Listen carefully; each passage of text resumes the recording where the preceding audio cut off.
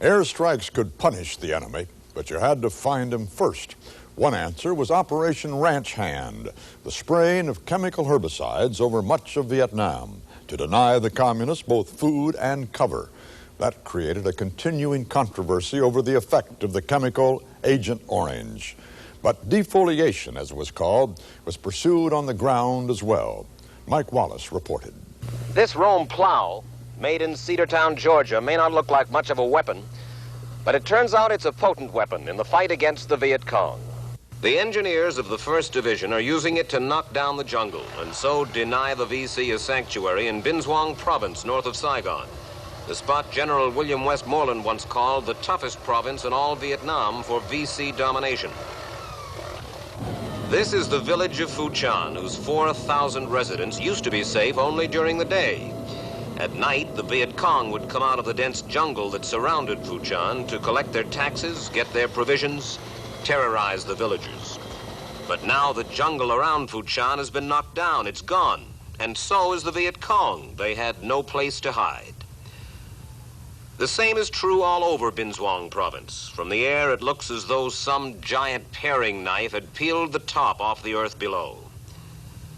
Each one of these $70,000 monsters can sweep 15 acres in a 10-hour day. In lower Binh Duong alone, they've cleared 3,000 acres to help bring security to 20,000 people. Security, a vital beginning to pacification. But the dozers do more than just knock things down. They help to build, too.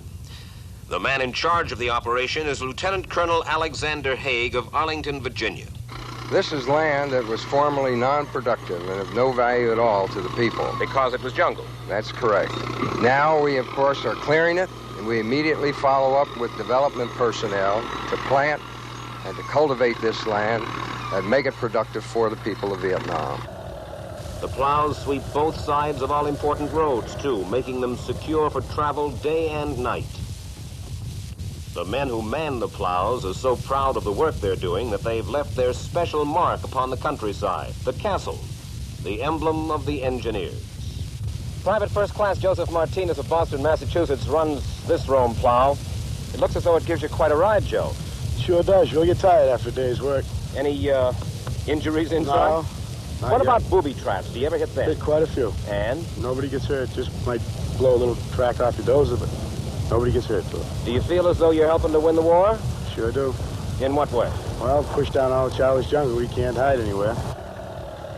Mike Wallace, CBS News, Binh Duong Province.